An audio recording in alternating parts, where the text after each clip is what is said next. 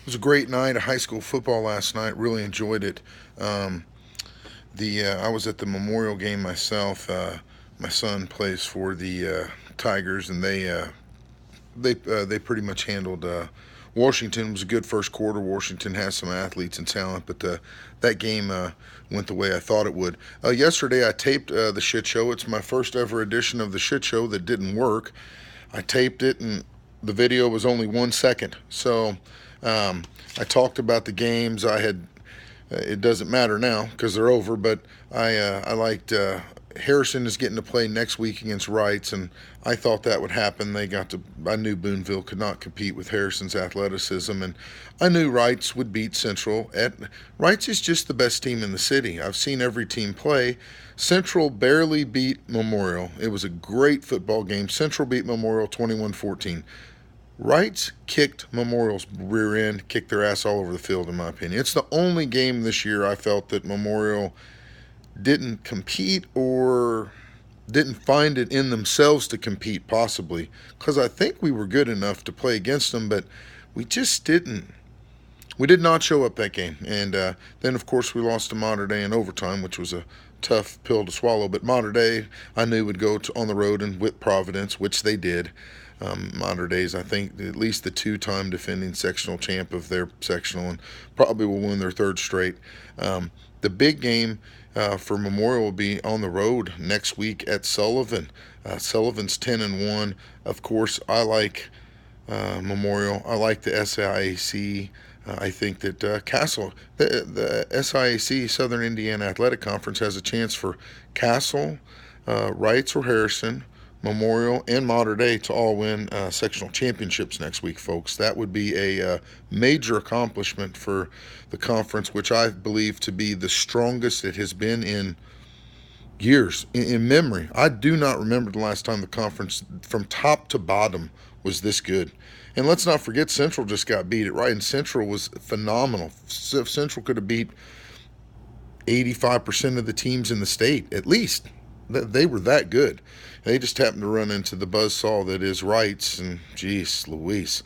But at least the West Siders have to come to the East Side next week to play at my alma mater, Harrison. So good luck to the Warriors. Um, last night I thought in the World Series that the Cubs would actually lose. I said it on a couple of post on Kevin Kirksey's had posted something, and I had written on it, and I thought it would go opposite of what everybody thought. Everybody thought Hendricks would come in last night, and my God, Cleveland only scored one run, just the fact Cubs couldn't score any. But I felt that the Cubs would lose last night, and then they would win tonight against Kluber. It's their second time seeing him. He's going to be on 3 days rest. I think the only problem and the only thing that gives me any pause if I was a Cubbies fan, is Lackey, who their starting pitcher. I mean, I've seen him. He's had over 20 starting. He's started over 20 games in the postseason. I'm pretty certain of that. So he's got a lot of experience with the Red Sox and other teams. But he will either be lights out or he'll be dog shit. One or the other. So there is a chance he'll be dog shit and the Cubs could get in the hole early. If the Cubs get in the hole early, they will lose the game because the pressure of the GOAT curse will build, and I don't have any confidence in the Cubs. The Cubs got to score early, and they got to score first tonight. But I think they're going to do it. I think they're going to get to Kluber. That's the second time they've seen him. Like I said, the Cubs are a team that is built around that. They're very intelligent, and listen, Madden's the best coach in baseball. I don't care what anybody says, and I don't. Does anybody argue with that anyhow? So, I mean, Madden's a genius. He's a coach genius. He's a genius of baseball. He's a genius of people. He's a genius of geniuses. I mean, the dude is smart across the board. His intellect is unquestionable. I mean, and plus he's a psychiatrist. He's a psychologist. He reads people. He has a different relationship with every single one of his players, but they're all good relationships, but they're all different because he knows and understands that that's what you got to do as a coach.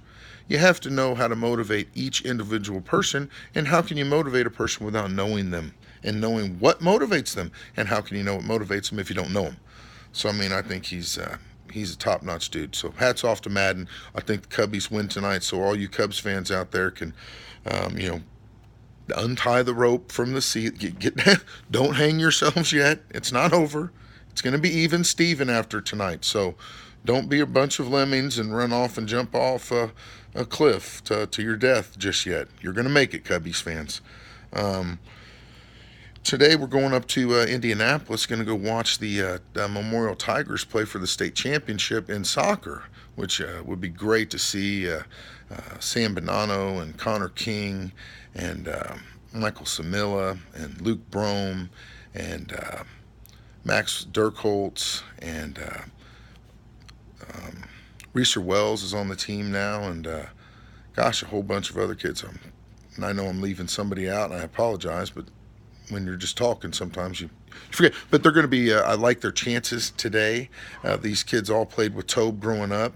Tobe played, my oldest son Toby played travel soccer with them for 5 years. And I just knew then when they played for a couple state championships with their travel team and tournaments all over the country, I was like, this is a high level of talent. And a friend of mine, Mark Kennedy, was their coach, and he was just one of the best coaches the kids have ever had. And they just really did good developing these kids, and they're just such great competitors, and I like their chances.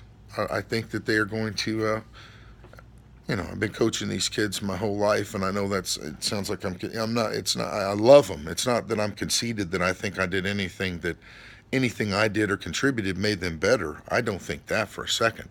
I just love these kids because I coached them and was involved with them. So I want them to win the state championship. It's that simple. So it's not about me. It's about them. So I hope they win, and I wish them well today. And I'll be there to cheer them on. College football. Pretty crazy day. I think the three games that any college fan that has any true interest in college football wants to see, not just some, SEC junkie or Big Ten junkie or, just some nut job that Notre Dame. There's other games on besides Notre Dame. Those people that don't even know there's college football besides Notre Dame. So you got to watch the Clemson FSU game. Clemson's -4, and I like Clemson to beat them at FSU. Nebraska, Wisconsin's a weird game. Nebraska's 7-0, Wisconsin's 5-2, but Wisconsin is good, and their defense is sound and stout and tough. It's too bad. If there was ever going to be a two-loss team that ever somehow miraculously made it into the playoffs, it will be this Wisconsin team, folks. I'm telling you, their defense is that good. They're going to beat Nebraska, but can they beat Nebraska by 8.5 points? Whew. I mean, Nebraska is 7-0. I've seen them play. I think they cover, but they lose. So Nebraska goes to 7-1, but I think they cover that 8.5 points. Then this big game out, man. This Utah-Washington game has all kinds of, it's got implications for the national title hunt, man. Washington is. I saw them play one game just because I saw how they were whipping people, so I stayed up late and watched them play, and they impressed me. Utah is at home, though, and that is a pride. They have a lot of pride. That's a proud program. Utah, the state, really is they're into football. They're getting 10.5 at home. They're ranked 17th. Washington's, I think, 4th. Go ahead and take Utah to cover that, but man, Washington is good. This may be, if I make a bad call on the bets this week, this could be it, folks. Washington could come in there and thump their ass. Don't make one mistake thinking that. So maybe if you like to bet the overs or unders, maybe you take the over in that one. Western Kentucky, my alma mater, is playing at Florida Atlantic, which is down in Boca Raton, Florida. Shit, I think that's what it is. Western +21. Western is going to kick their ass. Sometimes Western doesn't travel well to Florida, but that's usually to Florida International, and that's in Miami. And I don't know. I think they just go down to Miami, South Beach, and I don't know. They haven't played well there, in my opinion. But they've won, but they haven't played well. First, I'll go with the IU -3 at Maryland. IU -3 at Maryland. I've said before, folks, don't bet on IU football, but I don't think Maryland travels well. And I like to talk about the Hoosiers. I mean, I love them. My goodness. I think Maryland does not travel. I think IU is going to win this game by more than 3. There it is. It's out there in the public. I've said to bet on IU. I apologize. Whew, it's probably a huge hubris, and Maryland will come in and beat them 50-2. But I think IU covers. Here's my favorite pick of the day. Notre Dame is a pick 'em with Miami. Are you kidding me? Notre Dame is 2-5. Miami's 4-3. They've lost a few games recently, and they are not as good as I thought they were. I thought they were better earlier in the year, but they are a missed extra point or a blocked extra point away from overtime with Florida State. Notre Dame is terrible. The reason this is even a pick 'em is there are so many nut jobs worldwide and more particularly countrywide that will bet on Notre Dame to win no matter what logic says. So you guys out there are actually getting this is a bet that is being played into by fools betting on Notre Dame. So you're getting an advantage here. It's been bet down. It's a pick 'em. My heavens, take Miami. Are you kidding me? All right. So we got that wrapped up. So good luck to the boys today from Memorial up in Indianapolis. I wish them well. We're going to have a big week of football next week, and you guys know how the shit show wraps up.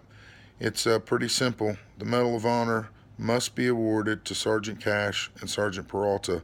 You jackasses in the Pentagon and all you